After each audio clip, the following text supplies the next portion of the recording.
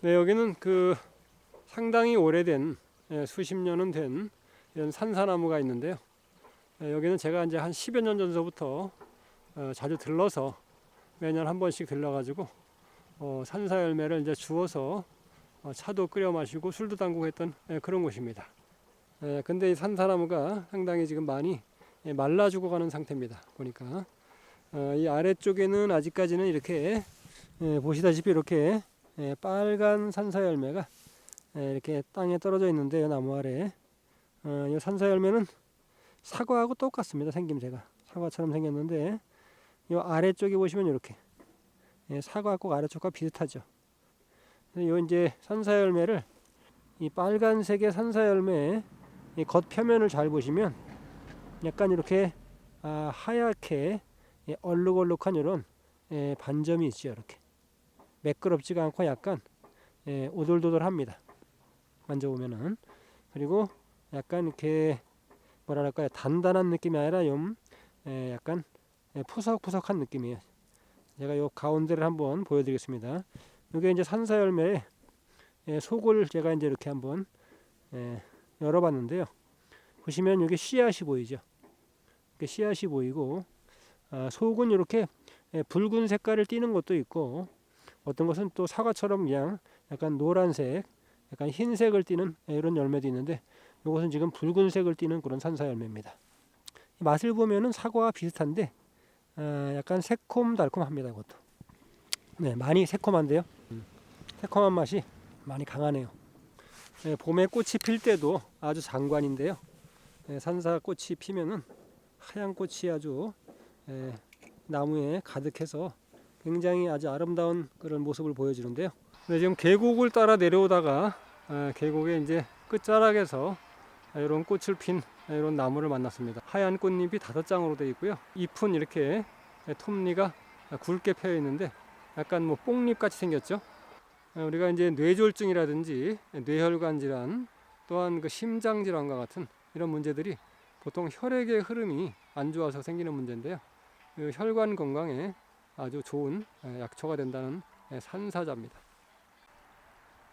또한 산사자에는 위장 기능을 좋게 해주고 소화를 도와주는 그런 권위작용을 해주고요. 이 산사자는 육류 단백질의 소화를 도와서 육류 섭취 후에 자주 체하거나 소화가 안 되는 사람에게 유용하게 사용되는 그런 열매입니다. 이 산사나무는 5월경에 이렇게 꽃이 피고요. 이게 이제 열매를 나중에 가을이 되면 빨갛게 이제 익게 되는데 우리가 알고 있는 사과와 거의 모양이 똑같습니다. 지금은 이제 가을이 깊어가면서 나무에서 모두 열매가 떨어져 이렇게 나무 아래 땅에서 이렇게 뒹굴고 있습니다. 이 나무 아래 진짜 산사 열매가 아주 빨갛게 엄청 떨어졌는데요.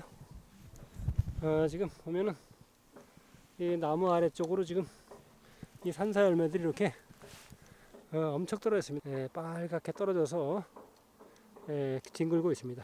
아무도 주워가는 사람이 없네요.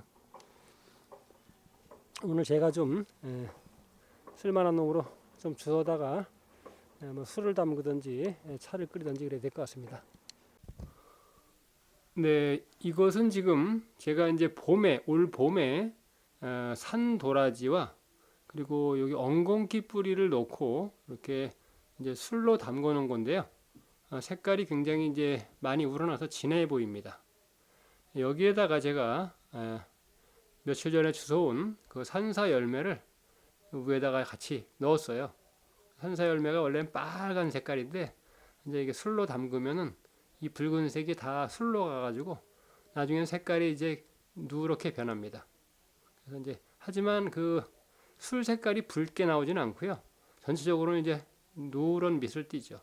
산사 열매로만 술을 담그면 색깔이 약간 노랗습니다. 이거는 이제 엉겅퀴 뿌리와 도라지가 들어가서 엉겅퀴 뿌리의 색깔이 좀 진해서 색깔이 약간 고동색 빛을 띠고 있는데요. 이것이 바로 이제 산사 열매를 같이 넣어서 만든 그런 술입니다. 정말 먹음직스럽고 탐스럽게 익었습니다. 이것이 이제 산사나무 열매인데요. 이 산사나무는 그 부정한 기운을 막는다고 해서 집 안팎에 심어두었던 그런 나무기도 하고요. 이 산사 열매에는 베타카로틴과 폴리페놀, 플라보노이드, 니아신, 그리고 엽산, 식이섬유가 풍부하게 들어 있습니다. 이 산사나무 열매는 성질이 따뜻하고요. 나무에서부터 꽃, 그리고 열매, 어느 것 하나 버릴 것이 없이 이로운 나무입니다. 이 산사나무 열매를 말린 당귀와 같이 차로 끓여 드시면 더 좋은 효과를 기대할 수 있다고 합니다. 요즘 한창 그 산사 열매가 붉게 물들어가는 계절이거든요. 여러분들도 이거를 한번 차로 드시면 좋을 것 같습니다. 빨갛게 아름답긴 한데 말린 상태에서는 그렇게 색깔이 예쁘진 않습니다만 지금 아주 예쁘게 이렇게 빨갛게 산사나무 열매인 산사자가 지금 주렁주렁 열려 있습니다. 이 산사자는 맛이 시고 달며 따뜻한 성질을 가지고 있는데요. 보통 이제 민간에서는 이것을 사과처럼 소화를 도와주는 용도로 많이 사용해 왔습니다. 하지만 이 산사자는 혈액순환을 원활하게 해주고 또 어혈을 풀어주는 이런 기능으로 사용하고 있습니다. 서양에서도 예로부터 이 산사 열매를 약으로 사용해 오고 있는데요. 1980년대 독일의 저먼 커미션에서는 이 산사의 잎과 꽃에 심장의 기능적인 문제인 심계항진증이나 협심증, 그리고 호흡 불편감, 피로감 등의 이 산사나무가 긍정적인 효과를 보였다고 발표한 바 있습니다.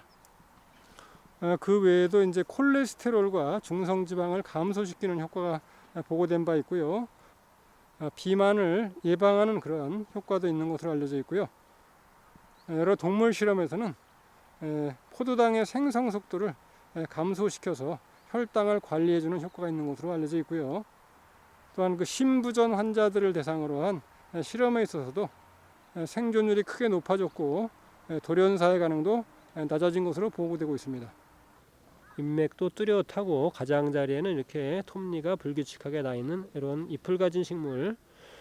그리고 보니까 여기는 앞에는 여기에 뭐가 동글동글한 열매가 떨어져 있는데요.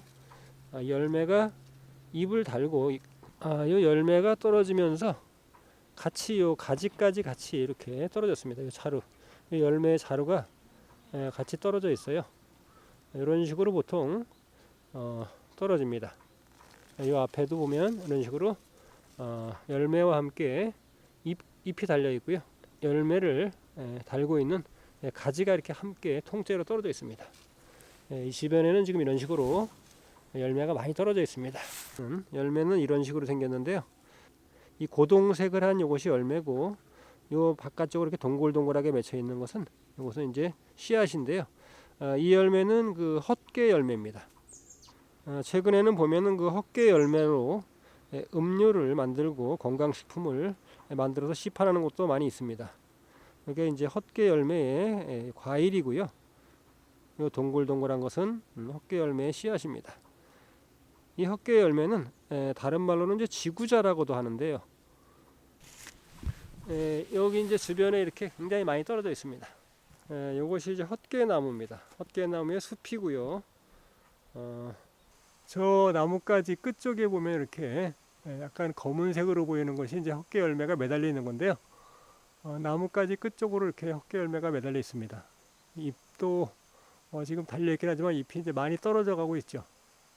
가을이 깊어가면서 초겨울이 오면서부터 이제 나뭇가지에 매달려 있던 열매들이 이제 하나둘 떨어져서 땅으로 떨어질 겁니다.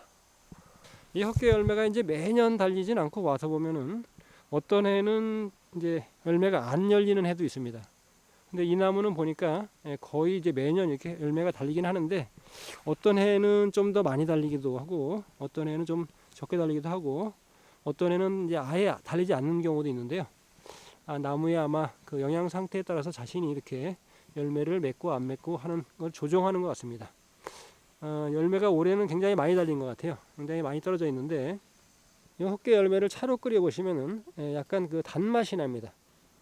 이 헛개 열매에서 단맛이 나기 때문에 이 헛개 열매를 목밀이라고 부르기도 합니다. 이 헛개 열매가 꼭 닭의 발처럼 생겼다고 해서 개조과라고도 불리고 있습니다. 또한 이 헛개 열매를 먹으면 오랫동안 장수한다고 해서 만수가라고도 부르고 있습니다. 예로부터 전해오는 이야기에 의하면 아마 술독이 있었는데 술독에 그 항아리에 우연히 이 헛개 열매가 떨어졌던 모양입니다. 헛개 열매가 떨어진 그 술독에 술을 마셔보니까 그 술이 아니고 이제 물이 되었다는 얘기죠.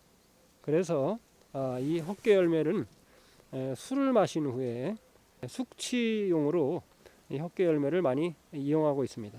숙취의 원인이 되는 아세트알데히드 성분을 빠르게 분해해주는 그러한 역할을 해주는 이 헛개 열매에는 알칼로이드와 플라보노이드 성분이 들어있어서 우리 몸속에 있는 알코올의 대사 및 알코올의 농도를 낮춰주는 역할을 합니다.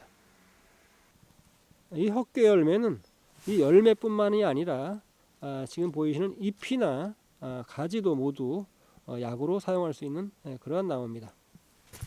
그리고 이제 이 헛개 열매를 차로 끓이실 때는 대추나 칡과 같은 것을 함께 넣고 끓이시면 더 좋은 효능을 보실 수 있고요.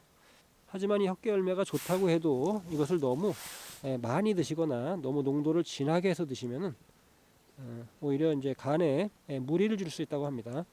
그리고 이제 헛개 열매는 찬 성질을 가지고 있기 때문에 손발이 차고 아랫배가 찬 사람들은 너무 많이 드시면은 설사를 할 수가 있습니다.